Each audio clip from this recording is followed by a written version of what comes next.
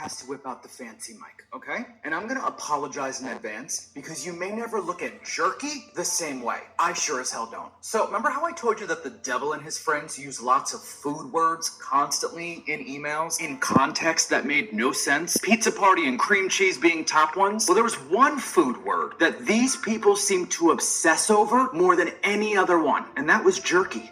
Now, this could just be because maybe he was a jerky enthusiast and just couldn't get enough of it. I don't know, rich people are weird sometimes. Well, let's read some of these examples together. How about we do that? All right, so this is from Francis Derby to who knows. Good day to you both. Just checking in to see if the jerky situation has been sorted out. Last we spoke, you plan to have rich beef FedExed to Paris. Just so we're all on the same page, the jerky is shelf stable and can travel without refrigeration. And then we have Karina Shuliak asking Francis, JE is asking to bring him more beef jerky on Friday. Are you also flying on Friday? If not, I would like to collect it from you and take with me on the plane. Now, we don't know who this is from, but it's to the devil. Jerky will be with me when I get to ISJ. I can come tomorrow and take care of white tuna if you'd like. Now, we don't know who this is from, but to the devil again. Steve needs a 6 to 8 ounce portion of jerky. I gave you all the jerky we had, roughly 2 pounds, and it lasted only half the amount of time it was meant to. I felt it was more important for you to have the jerky, to eat during my time off. My plan is to make a batch before I leave for LSJ, and some of that will then go to Steve and the next to you at LSJ when I arrive. This one is from the devil to Steve Hansen. Hope you are feeling better. Did we analyze the jerky? Now, I'm not a big jerky guy, but do you normally analyze your jerky?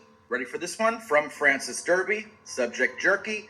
Just wanted to touch base about jerky. JE said he was going to start eating regular food again. Regular food again. So he might be eating less jerky. That said, he has 6 bags of it in the downstairs freezer for the next trip. Is beef jerky not considered regular food? And do you normally freeze it?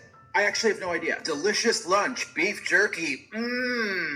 He would get pissed when he didn't have any. Hundreds of these emails about jerky. This I thought was super odd. It's a picture of jerky. It was in the files. The FBI thought it important enough to take a photo of just one piece. But if that's not weird enough, that picture and file is no longer on the DOJ website. They deleted it. It's just jerky. Now, you might be wondering, who is Francis Derby? Because I thought the same thing. Well, not only was he Epstein's personal chef, he also owned an exclusive tiny little restaurant in New York City called The Cannibal. I fuck you not. Francis was even featured on Hallmark's YouTube channel. The video's still up, where he showcases how to make his famous cannibal burger. Great, I'll tell you why. We are back with Chef Francis Derby. He's the executive chef of Cannibal LA. He's here making his signature cannibal burger. It is for the 4th of July. And with that comes his signature sort of tips on pairing the burgers and your meats with beer. Exactly. Fantastic. Now, I would jump into the song. We'd want to say 99 bottles of beer on the wall. But there's actually more. 500 500 bottles of beer on the wall in your place. Let me test you right from the get-go. I'm going to show you a picture of something from your place. Great. Wonderful piece of meat. This is This is a 96-ounce dry-aged ribeye. 96 ounces. How many people eat 96 ounces? Yeah, I mean, you can get away with maybe 4 to 6 people, I'd say. Really? You can feed up to 8. I mean, it's a lot of meat.